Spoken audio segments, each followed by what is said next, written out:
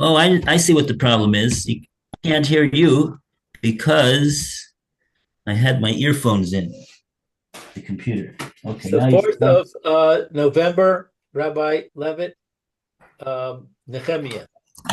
okay.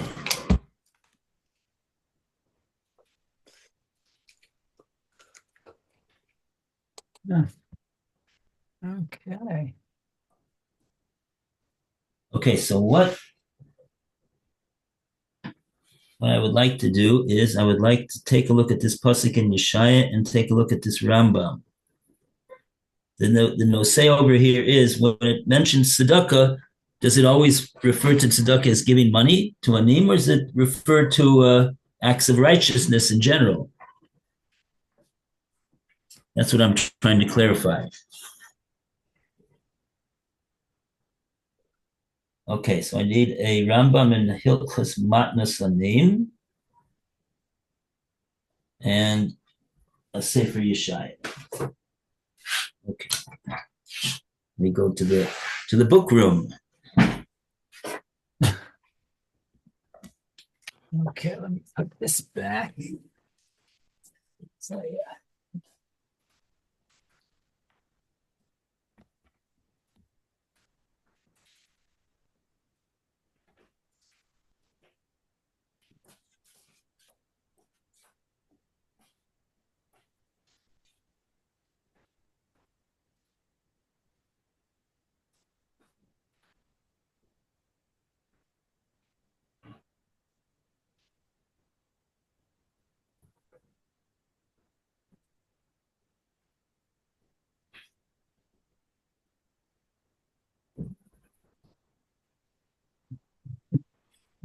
Where in Shia is it?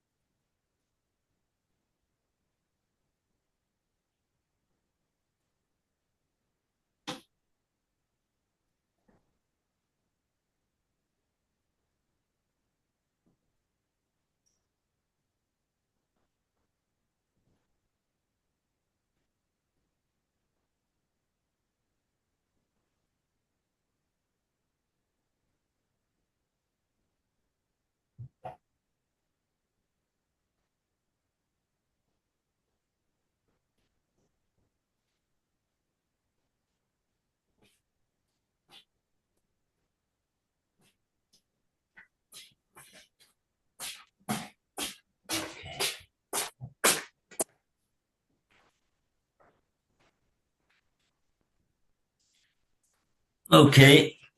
The bad news is I couldn't find the Rambam. See, the thing about the Rambam is that they tell you, look in the Rambam, Hilchas Matna Sanim. Uh-huh. So you have to know where Hilchas Matna Sanim is. It could be in any one of the 14 Svorim of the Rambam. Oh, So wasn't any, I looked in four different places that I thought it might be, and I couldn't find it. So today, I see they knew the modern Rambams, they have on the cover, you know, the outside cover of the Sefer. They have on the outside cover of the Sefer the five halachas that are in this particular Sefer. oh, So, but I have a 50-year-old Rambam, so it doesn't help me too much. Ah, yeah. Anyway, so let's take a look at this pasuk in Yeshaya. There's a pasuk in Yeshaya. Tzion b'mishpat tifteh v'shaveha b'tzedakah. That's the pasuk. oh, you found it? No, this is a pasuk in Yeshaya. Right. That's what I'm trying to find. This pasuk, according to this, is in Perek Aleph, Chazon Yeshaya. It's the first perek in Sefer Yeshaya. Pasuk Chaf Zion. Okay, Kaf Zayin. Huh?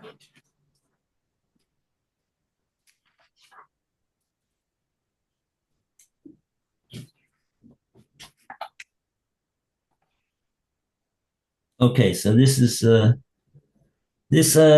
very last pasuk of the Haftorah of Shabbos Chazon that we laid this Haftorah on Shabbos Chazon the week before Tisha B'av. Oh, So the whole pasuk is Tzion b'mishpat tipadeh. Tzion will be redeemed with justice. Mishpat is justice. V'shaveha b'tzedakah, and its captives with tzedakah. So this I have the sefer from Rav Schwab on the Shaya.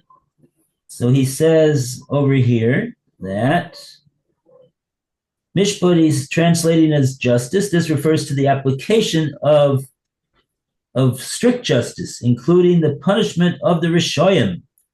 But as to those who are contrite and do tshuva,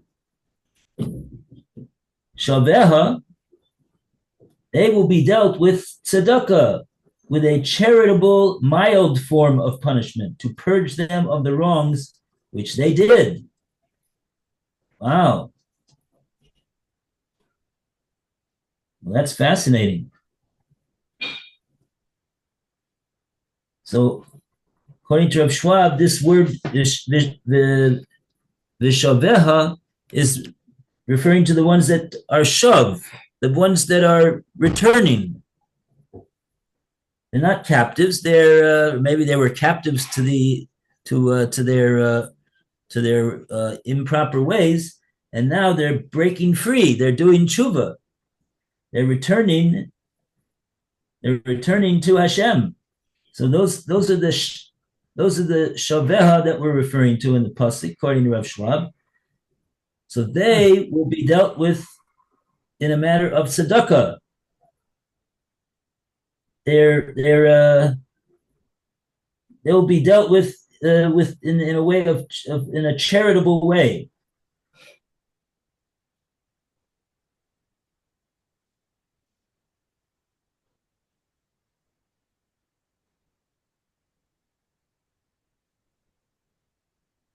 And the redemption of Zion requires that mishpat be done.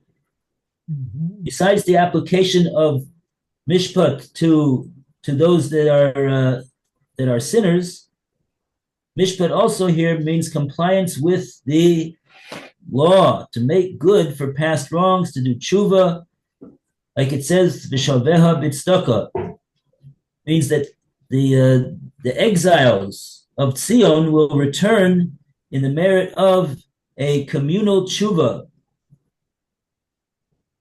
The final redemption will occur amidst mishpat and tzedakah. No political, military, world economic, or other means will help to bring it about.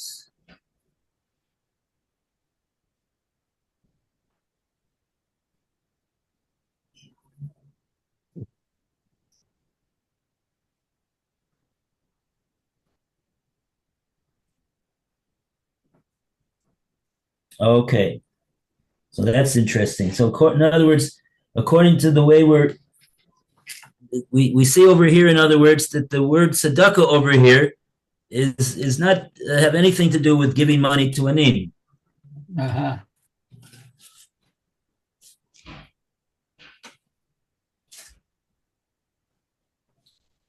Okay, so I wish I could find that Rambam.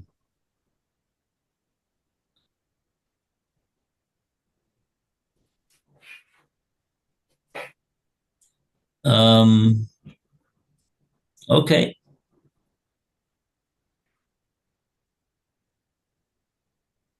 because he seems to be quoting a Chazal.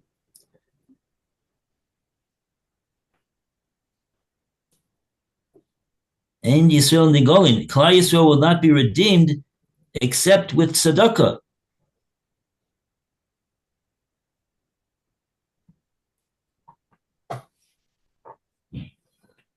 Um, okay, you know what we could do?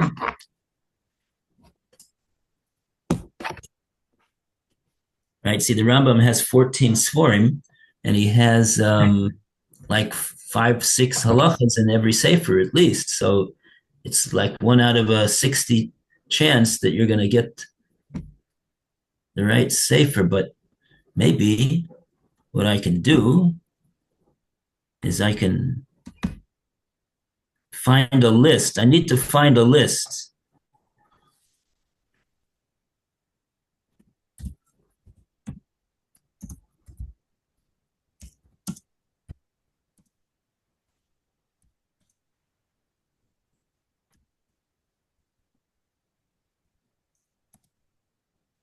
Hmm.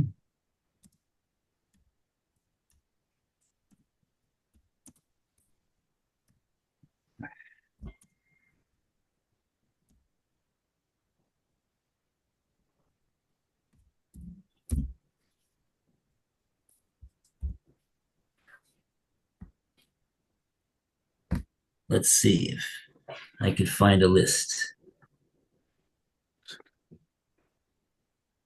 That's where I thought it was. I guess I skipped over it. I thought I looked in Sefer Zeroim. Okay, let me go. Let me go get the Sefer right away. Okay.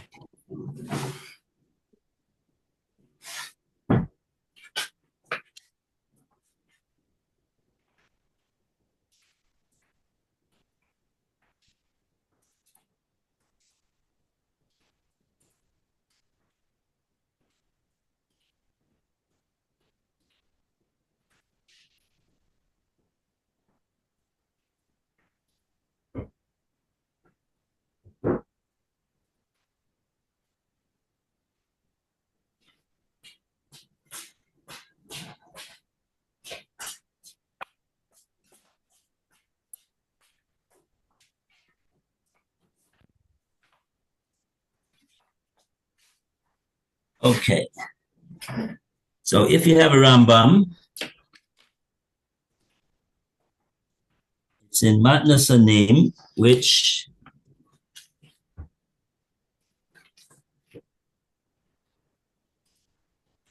is in Sefer Zeroim, like we said. after Sefer Haflah. And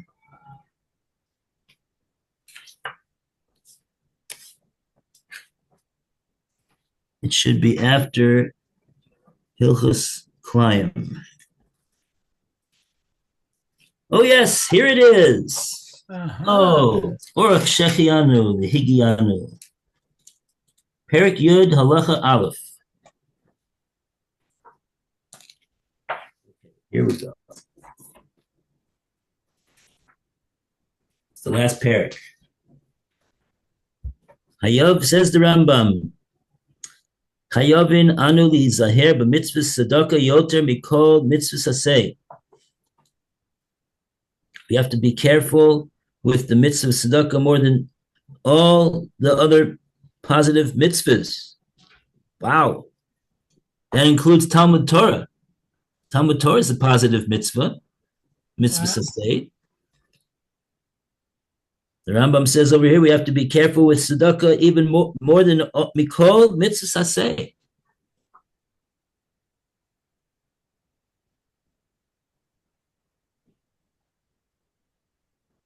Okay. Shatzedakah siman l'tzadik zera Avram. Well, that's interesting. It is a siman that you are from Zera Avram, from the seed of Avram. Shenemar ki yadativ l'man asher yitzaveh bonov lasos tzedakah. Oh, that pasuk itself talks about tzedakah. Wow. So you can look that pasuk up too. Rashis Yud Ches Yud Tes.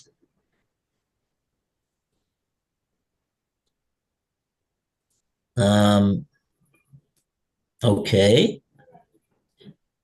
Ben Kisei Yisrael miskonen v'das ha'emes omedes ela b'tzedakah. Shnemar b'tzedakah techoneneni. The Kisei Yisrael, the throne of Israel, is not prepared, and the true das, the true way of Torah is not going to stand except in the merit of tzedakah. Shneimar b'tzedakah tkoneneni. Ve'en Yisrael nigolim ela b'tzedakah, says the Rambam. Klal Yisrael will not have a geula except in the merit of tzedakah. Shneimar tzion b'mishpat tipodeh v'shaveha b'tzedakah.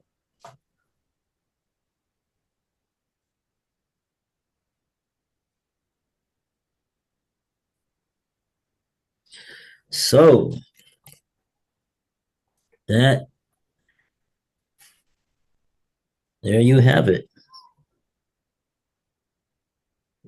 But did we discover what tzedakah is? Well, the Rambam is talking in the middle of Hilchas Matnasanim. That's the name of the sefer that he's in the Yad Chazaka here. So it seems to be clear that the Rambam is learning from that pasuk that we're talking about giving matanas to anim.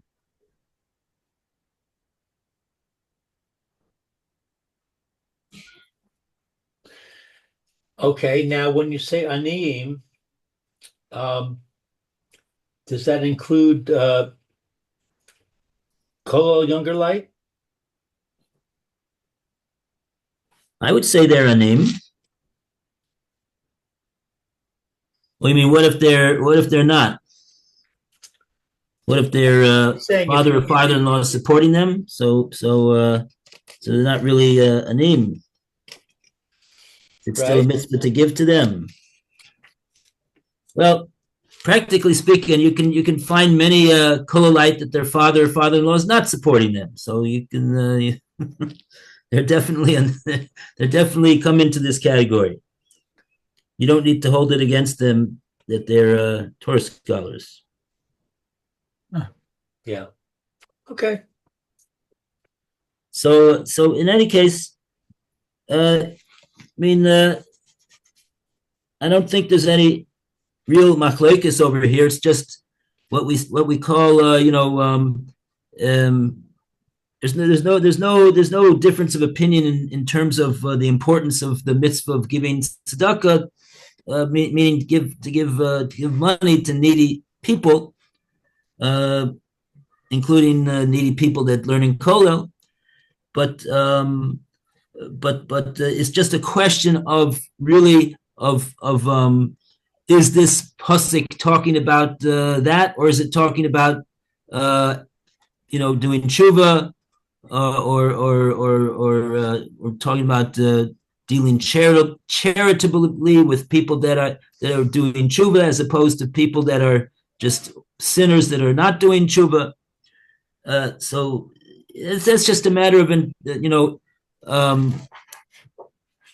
we say that oftentimes when we say that the commentators differ about how to interpret a pasuk, that doesn't mean that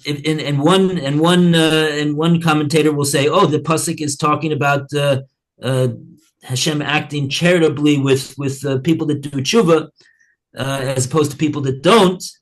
And another commentator will say, no, it's talking about being redeemed with the giving of tzedakah to poor people that need it.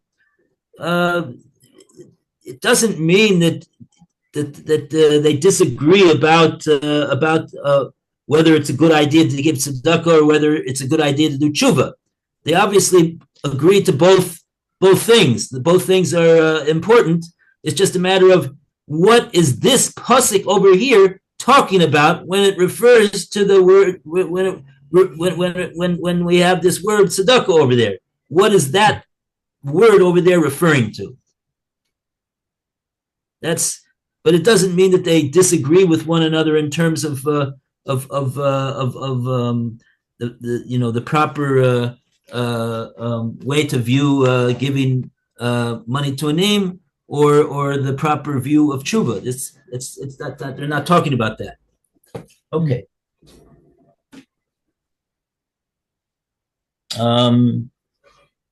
Yeah.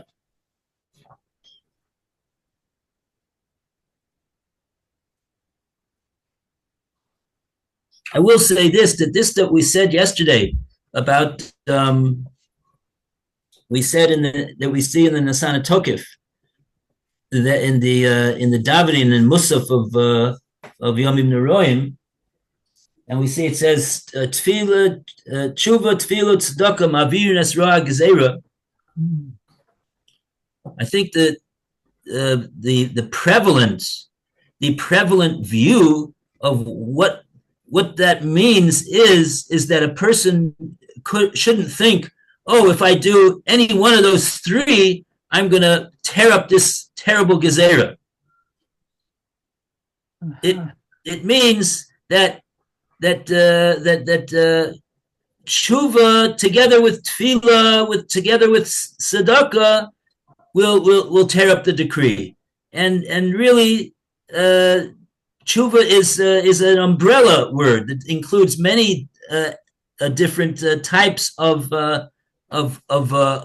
conduct, and two of them are tefillah and tzedakah. Maybe those are two prominent aspects of what tzedakah entails. In other words, that tzedakah needs to be accompanied. That rather the tshuva needs to be accompanied by the giving of tzedakah and davening for the tshuva to be accepted. But it's certain that in order to tear up the decree, it goes all together. One shouldn't think that he doesn't need to do tshuva. He can just keep staying to do exactly what he's doing. But if he just writes out a check for $50,000, then he's already fulfilled this, what it says in the Machzor, and now he can look forward to having his evil decree teared up. It's a package deal, in other words.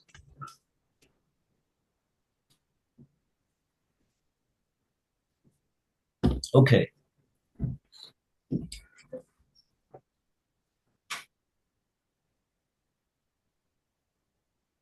Okay. Um,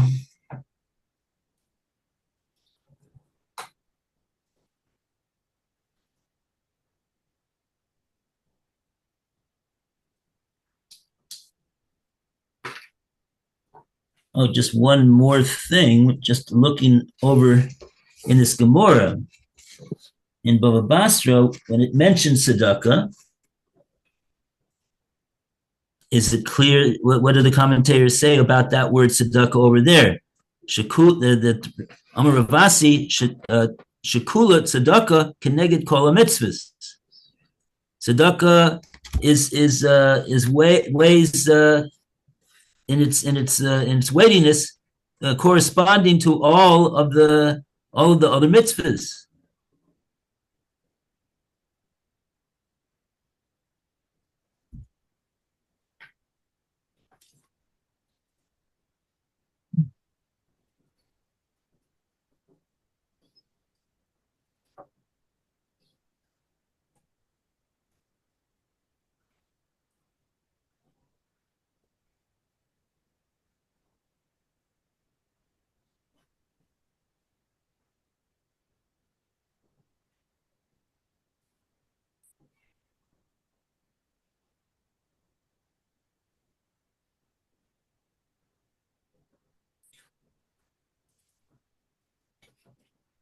Okay,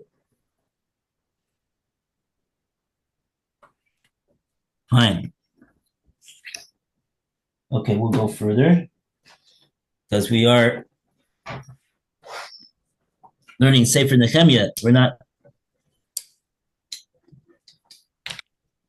We got to make some headway in Sefer Nehemia. So we're up to Lamed Daled.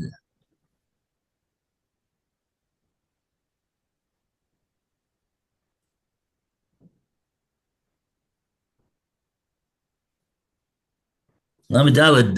Mayor, you want to read Lamed Daled? Okay, so let's see where we are. Lamed Dalet says, let me just find the two dots. Oh, the two dots are at the beginning. Okay. Lechem hamarechet uminchat hatamid uleolat hatamid hashabatot chadashim lamoadim v'lakodashim v'lachataot v'chapero Yisrael v'kol melechet beit Elokeinu. Okay, so it says, for the arranged bread and meal offering of the daily continual offering, the continual burnt offering, the Shabbat offerings, the new moon offerings, and for the festival offerings, and for holy things, and for the sin offerings to atone for Israel, and all the work in the temple of our God. Wow, it's a long pasuk. Okay, so it says, Lalechem hama'arechet, for the arranged bread. This refers to the lechem hapanim, the showbread. On the Sabbath, the Kohanim placed the showbread on the table in the temple to be left there until the following Shabbat. Lechem hapanim consisted of 12 U-shaped loaves arranged in 2 rows, each consisting of 6 loaves. Because of the U shape left at the ends or faces of the bread open, the bread was called lechem hapanim, literally bread of faces. The use of the phrase arranged bread, lechem hama'arechet, in our verse follows in Vayikra, you shall place them in 2 stacks, 6 in each stack. Okay, uminchat hatamid, the meal offering of the daily continual offering. This refers to minchat nisachim, the libation meal offering, which accompanied the continual offering. The tamid, continual offering, an offering of 2 lambs, was made each day in the temple, 1 lamb in the morning and 1 in the afternoon. Along with these lambs, a mincha offering, meal offering, consisting of flour mixed with oil, was brought. This was burnt on the altar. Libation of wine, nisachim, accompanied the mincha and was poured on the altar. Hence the name libation, meal offering. Ralbag, however, translate minchat hatamid as the continual offering, referring to the incense, the ketoret, that was burnt on the golden offering or altar twice daily. Okay, olat hatamid, the continual burnt offering. This offering, korban tamid, was a communal offering offered twice daily, morning and evening, every day of the year. It consisted of 1 lamb on each occasion, offered as an olah, burnt offering, an offering totally consumed on the altar. Hashibatot, the Sabbath offerings.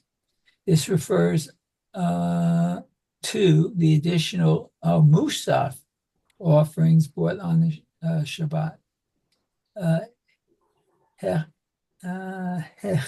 Hechadashim, the new moon offerings. This refers to the special additional offerings brought on the first of each month. Lamoadim, and the festival offerings, as on the Shabbat and the new moon, additional communal offerings were brought on the festivals. Kadashim, and the holy things. The reference here is to the special sheep, kivsei atzeret, brought as a communal peace offering, and the 2 bread, shtei halechem, offered on the festival of Shavuot, and the Omer offering brought on the 2nd day of Passover. And v'chol melechet beit Elokeinu, and all the work in the temple of our God. According to Mitzudot, this refers to the repairs of the temple buildings.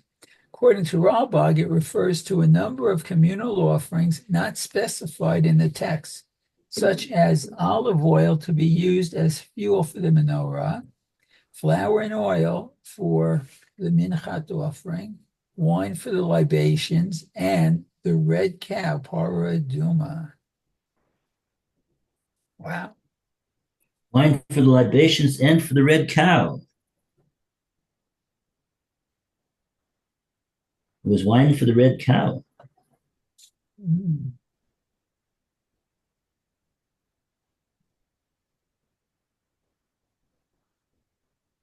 Mm. Okay, we're not going to look that one up. We already did enough looking up today. Okay, so this pasuk is sort of like you have to read the first part of the previous pasuk in order to understand what it's talking about. The first part of the pasuk Lamed Gimel said that I'll just read the English parts. We also instituted commandments upon ourselves, and then it says what the commandment was in that pasuk. That was the 1/3 of a shekel, kind of a chiddush. We're used to hearing a chatzi shekel, but never did we hear about 1/3 of a shekel. But in any case, but then in the pasuk that Meir just read, then starts talking about all these other mitzvahs. So that's it. It goes together with the first part of pasuk Lamed Gimel. That Nehemia is recounting that we instituted commandments upon ourselves for all of these avodas that we're talking about in the base of Mikdash, for the lechem aponim and the menachos and all of the korbanos and the korban and the tamidim and the musafim of Shabbos and Rosh Chodesh and for Yom Tov and all of those things and the chatas and all of the avoda in the base of Mikdash. So it's really talking about the there was a big drive to be mechazek, to reinvigorate and breathe new life into the avodas beis hamikdash. Uh-huh.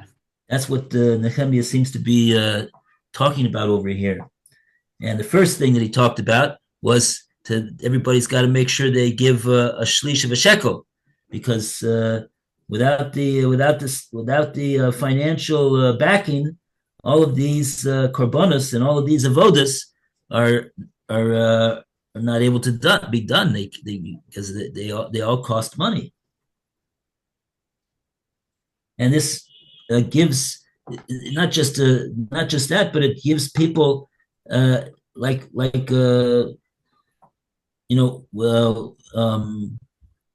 then each person he's got a chelik in all of these korbanos that are being brought by the kohanim on behalf of all of Klal Yisrael, and if the person pays his way, so he has an actual monetary chelik in these korbanos, and so that's an important part of that he has a schus in those korbanos, every individual Jew in these communal offerings. Okay, pasuk lamed hey.